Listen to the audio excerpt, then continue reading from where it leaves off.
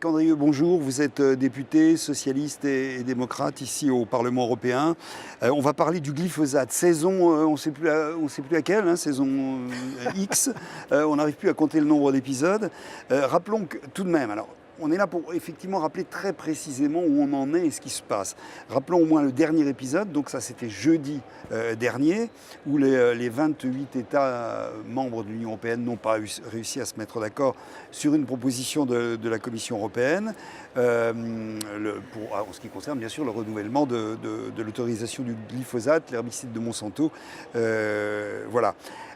Dites-nous un petit peu précisément, faites un peu un commentaire sur ce vote qui a eu lieu et qui a abouti encore une fois à un épisode suivant dont on va parler après. Mais commentaire sur ce vote tout de même, ceux qui ont voté pour, contre et ceux qui se sont abstenus. Disons, c'est ce qu'on appelle le comité PAF, donc de plantes et animaux, voilà, qui se réunit. Ce comité-là rassemble, regroupe les 28 États membres, dans tous les cas, donc des experts de 28 États membres, mais qui ont, le pouvoir de voter ou de s'exprimer au nom qui ont mandat pour voter au nom de l'État membre. Le principe, lorsque la Commission soumet, comme c'est le cas, devant ce comité, la possibilité de réautoriser l'utilisation d'une molécule, en l'occurrence celle du glyphosate, il faut que ça se décide à la majorité qualifiée. La majorité qualifiée, voilà. C'est 55% des États qui représentent 65% de la population. Or, la Commission a proposé, donc, la première étape, 10 ans de renouvellement d'autorisation de cette molécule, ce sur quoi la majorité qualifiée n'a pas été obtenue. Et la Commission a essayé, mais n'a pas fait voter, de proposer 5 ans, d'abord 7 ans et 5 ans d'autorisation de la molécule. Et là également, il n'y a pas eu de vote, mais pour l'instant, ne se dégage pas de majorité qualifiée. Sachant qu'au niveau des États, il y a la moitié des États qui sont pour. Il y a, puisqu'effectivement c'est compliqué à expliquer, puisqu'entre en jeu la population, la population que représentent ces États, le nombre de citoyens de chaque État. Si on regarde un petit peu en détail au niveau du vote de l'ensemble de la population représentée, on est en gros un tiers. C'est-à-dire il y a à peu près un peu plus d'un tiers qui serait pour, un peu plus d'un tiers qui s'abstiendrait et un peu plus d'un tiers en termes de représentation qui serait contre. C'est 30-30-30. C'est ça, globalement, c'est ça. Quelles sont alors les conséquences de ça? Épisode suivant, alors parlons de l'épisode suivant, qu'est-ce qui se passe maintenant? Alors, parce que là, ce comité PAF qui s'est réuni, donc il n'y a pas eu de majorité qualifiée, l'étape suivante donc, va se réunir le 28 ou le 29 novembre, ce que nous en savons, ce qu'on appelle un comité spécial.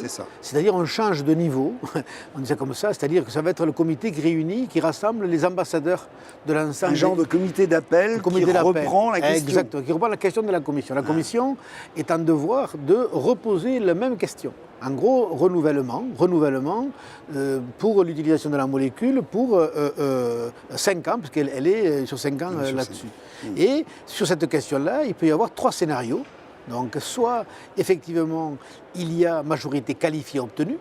Voilà, donc à ce moment-là, ça veut dire qu'on va pouvoir utiliser la molécule pendant les 5 ans qui viennent. Et au bout des 5 ans, un point devra être fait. Donc pour remettre cette question-là à l'ordre du jour, ça veut dire renouvellement, ça ne veut pas dire qu'on va arrêter la molécule, on va la renouveler pendant 5 ans et ensuite nous verrons dans 5 ans ce qu'il adviendra. Second scénario, il n'y a pas de majorité qualifiée sur ce scénario-là, donc là, ça veut dire que c'est la Commission qui prend la main. Et s'il n'y a pas de majorité qualifiée, la Commission peut exécuter sa propre proposition, renouvellement, ou peut procéder donc au prolongement, donc à l'extension de l'utilisation de la molécule, comme elle l'a fait en 2016. Troisième scénario, ça veut dire que les États membres votent contre à majorité qualifiée la proposition de la Commission, et là ça veut dire qu'au 15 décembre, la molécule donc, est interdite. C'est-à-dire on rentre dans ce qu'on appelle le règlement pesticide au niveau communautaire, qui est très précis, et qui dit, le règlement pesticide dit, dans l'hypothèse où la molécule ne serait plus autorisée à partir du 15 décembre, nous pourrons l'utiliser pendant 1 an, Et ensuite, nous avons entre 6 mois et 2 ans pour vider les stocks. Voilà, ce qui voudrait dire en gros maximum 3 ans d'utilisation de la molécule. Compte tenu de l'importance, de l'énormité du combat qui se mène sur cette question du glyphosate au niveau européen, on a envie de dire que cette possibilité-là dont vous parlez, la dernière, est peu probable. C'est-à-dire qu'il va forcément y avoir avant le 15 décembre un accord qui va être passé d'une manière ou d'une autre. Est-ce qu'on peut dire ça ? Oui, mais c'est très difficile puisque les positions des États évoluent. Hein. Vous avez vu donc l'Allemagne qui était plutôt sur l'abstention, donc eu égard à la difficulté de composer un gouvernement. On a entendu le ministre de l'Agriculture allemand, donc Christian Schmidt, dire je suis plutôt d'accord avec la position de la France qui est sur un renouvellement de 3 ans. Mais si vous voulez, là aussi, il faut clarifier les positions parce que les termes, et puis la langue française ou la langue en général, chaque mot a un sens. Quand on parle d'extension, c'est une chose, c'est-à-dire on peut étendre l'utilisation. Si on parle de renouvellement, ça veut dire qu'on ne stoppe pas l'utilisation. Nous, au Parlement européen, nous avons parlé de phasing out, c'est-à-dire de sortie de l'utilisation de la molécule. C'est ça. Et à l'heure actuelle, dans la procédure qui est en cours, on va l'appeler comme ça, le mot interdiction n'est jamais pris en compte et jamais prononcé. Non, parce que le règlement, à l'État, ne le permet pas. La Commission ne peut pas dire je vais interdire la molécule dans 3 ans ou 5 ans. C'est ça. En fait, il va dire je renouvelle pendant 3 ans. Préventive pour les années à venir, c'est pas possible. Ce que nous disons, nous, au Parlement, on dit écoutez, nous, on est pour une période de sortie de la molécule, donc eu égard au sujet qui est devant nous, qui nous occupe, c'est de dire de 5 ans, ça veut dire que c'est 3 ans de renouvellement. Et ensuite 2 ans de sortie, c'est-à-dire 1 an pour appliquer le règlement pesticides et 1 an pour vider les stocks. Et ce qui nous permet dans 5 ans d'accompagner le secteur de l'agriculture pour qu'il change de pratique et de modèle. On a parlé de l'Allemagne. Disons, quelle est la position de la France, clairement? Est-ce qu'elle est claire, cette position de la France aujourd'hui? Écoutez, il y a plusieurs échos, plusieurs paroles. Donc, si on écoute le ministre de l'Agriculture, Stéphane Travert, il a une position. Si on écoute le ministre de l'écologie et du développement durable, donc Nicolas Hulot, il a une autre position. Donc il semblerait que la position de la France, si j'ai bien compris, parce que c'est un petit peu compliqué à savoir... Ce qui est quand même incroyable qu'un député européen puisse pas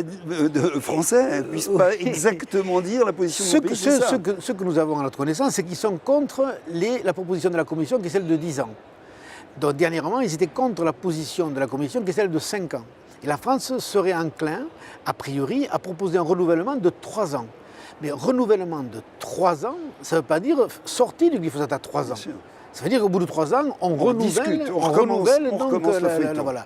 Moi, je pense qu'il faut aujourd'hui dire qu'il y a un enjeu majeur qui est posé et l'élément du glyphosate est symptomatique d'une situation. C'est que nous est posé à nous la question du modèle agricole.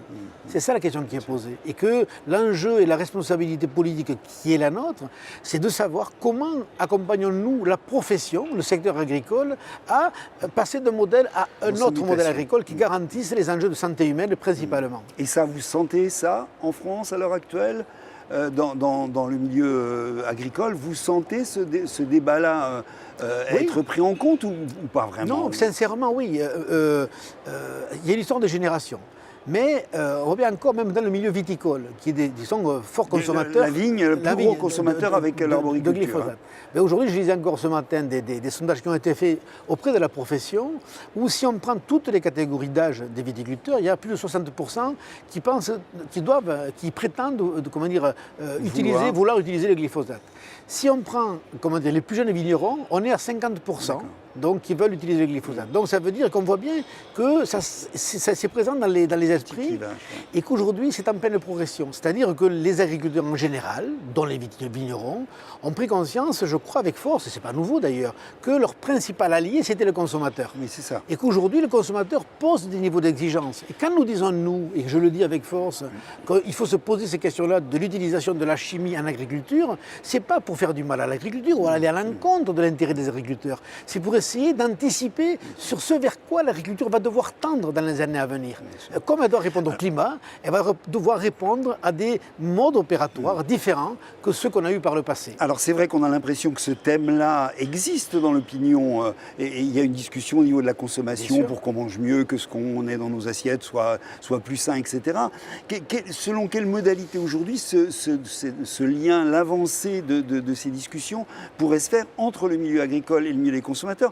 où pour l'instant, on n'a pas vraiment on a l'impression que chacun est un peu de son côté. On n'a pas l'impression qu'il y ait vraiment un mouvement citoyen des deux côtés, j'allais dire, pour que cette question-là avance et qu'elle soit l'objet d'un débat public large, partagé, etc., qui puisse faire avancer la question. Moi, je fais partie de ceux qui pensent que nous devons remettre l'agriculture, ce que nous essayons de faire, et l'alimentaire, donc, au cœur du débat politique. Et c'est un petit peu la mission que je me suis un petit peu donnée ici, dans ce Parlement, parce qu'on a trop longtemps isolé l'agriculture comme un secteur dit vertical, donc voilà, et un petit peu à marge, en gros, on leur donne... Ça ne concerne qu'une profession minoritaire, voilà, etc. c'est ça, c'est 37% du budget de l'Union européenne, donc on leur fait une petite PAC, entre eux, dont ils se distribuent l'argent, ils régulent un petit peu, voilà.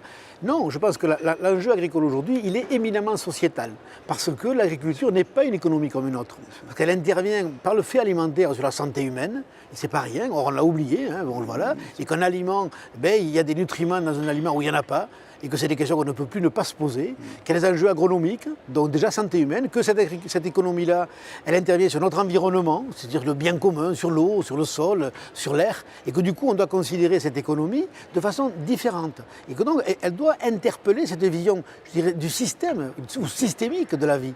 Et c'est ça l'enjeu du moment. Et puis il y a une question sociale, bien entendu, c'est le devenir des agriculteurs à l'heure actuelle, qui est vraiment un devenir à risque. Exactement, c'est-à-dire qu'il y a l'enjeu santé humaine, il y a l'enjeu environnement, il y a l'enjeu emploi et territoire, c'est-à-dire effectivement, est-ce qu'on considère que l'agriculture est une des activités économiques qui irrigue le milieu rural et qui permet la vie sur des territoires difficiles, comme les territoires de montagne, les territoires de piémont. Donc il faut que le politique réponde à ces questions-là avec sa position de politique. Alors pour revenir à ce qui est en cours à l'heure actuelle, est-ce qu'on pourrait imaginer, je pose la question, que la Commission européenne laisse libre les États de choisir chacun leur formule en ce qui concerne l'interdiction ou pas, ou la continuation du glyphosate? Ça, sincèrement, ça me paraît compliqué, donc difficile pour le moins, parce qu'on rentrerait sur des concurrences déloyales. Donc, on ne serait pas dans la même... si des États sur un marché unique donc, se mettent à utiliser des molécules et d'autres pas, là, ça va devenir compliqué pour les agriculteurs. Donc, je crois que nous sommes dans l'obligation de commettre un choix collectif, dans l'intérêt des agriculteurs de l'Union européenne, des Français principalement, mais de ceux de l'Union européenne, parce qu'il y a les enjeux, je dirais, du marché intérieur de l'Union, mais il y a aussi un enjeu important avec les États tiers. C'est qu'on doit, ces éléments-là donc des molécules doivent aussi intervenir dans les futurs accords de libre-échange que nous allons avoir avec les pays tiers. Puisqu'on ne peut pas laisser entrer des produits, ce qui est le cas aujourd'hui sur notre territoire européen, qui ne répondent pas aux mêmes normes. Donc quand on tire le fil du glyphosate, on voit bien que ça touche à bon nombre de secteurs, santé, environnement, accords de libre-échange, accords internationaux. Et que du coup, évidemment, comme ça touche plusieurs acteurs, on voit bien que la pression économique est grande. Et d'ailleurs aujourd'hui, depuis 48 heures maintenant, il y a une contre-attaque des pro-glyphosate, ou des pro-intrants, si vous voulez, du point de vue médiatique. Hein. On voit bien ici telle pression, telle émission, tel article de presse, telle série de tweets qui arrivent, etc. Où on voit bien qu'il y a du regain des lobbies des pesticides. Et il y a une partie donc fondamentale, selon vous, qui se joue dans ce combat que vous êtes en train de décrire, là, qui est la réalité entre les institutions européennes, toutes confondues, les États, les multinationales, des milieux professionnels comme les milieux agricoles, mais aussi, j'allais dire, des agences d'évaluation, des scientifiques, etc. On est sur cette question du glyphosate, sur tout de même autre chose qu'une question purement chimique, j'allais dire, où on est sur une question réellement de quel pouvoir à l'heure actuelle au niveau européen qui détient et qui peut forcer qui, en fait. Moi, je pense sincèrement, au-delà de la molécule, vous le dites vous-même, cette approche du glyphosate interroge le système et l'organisation du système. Et donc ça interroge, en fait, on a trop organisé finalement la vie politique, je l'évoquais tout à l'heure, en silo, c'est-à-dire chacun s'occupe d'un secteur. Il y a la culture, le commerce international, l'agriculture, la santé. Non, la vie, la société, elle est plus globale, l'homme est complexe. Et donc je crois qu'il faut apprendre politiquement à réinvestir la complexité. Et le glyphosate est symptomatique de cette question-là, puisqu'il y a bon nombre d'enjeux financiers des règles glyphosate. Hein. On voit bien le poids de la chimie, quand aujourd'hui, à l'échelle planétaire, le monde du vivant, c'est-à-dire de la graine, de la semence, jusqu'à tout ce qui va avec, les intrants, etc., est en train d'être maîtrisé par 5 ou 6 groupes internationaux ou multinationaux, on ne peut pas ne pas s'interroger sur le par Bayern, hein, exactement. On ne peut pas s'interroger sur le sens de la société. Est-ce que c'est cette société-là à laquelle nous aspirons? Le politique doit répondre à ça. Donc, et le glyphosate, il est symptomatique. Et on voit bien qu'en agissant sur le glyphosate, on voit bien que la question qui est posée pour le fait agricole, c'est la question du modèle agricole. Ce n'est pas de remplacer une molécule par une autre molécule, ce n'est pas ça l'enjeu. L'enjeu, c'est comment on peut demain produire des biens alimentaires bien plus sains, en respectant la qualité des produits, mais également l'économie des agriculteurs et les territoires.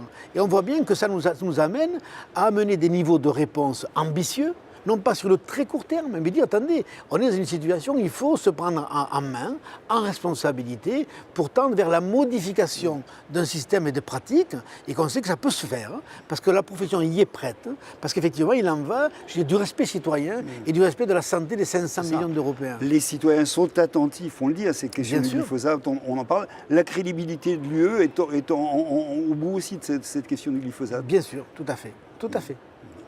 Merci à vous, en tout cas, Éric Andrieux, merci beaucoup. Merci et on continuera à suivre évidemment cette affaire du glyphosate qui est centrale, on vient de le lire, pour plein de raisons, pas simplement pour des raisons de molécules, comme vous le disiez. Merci à vous, au revoir. Merci à vous.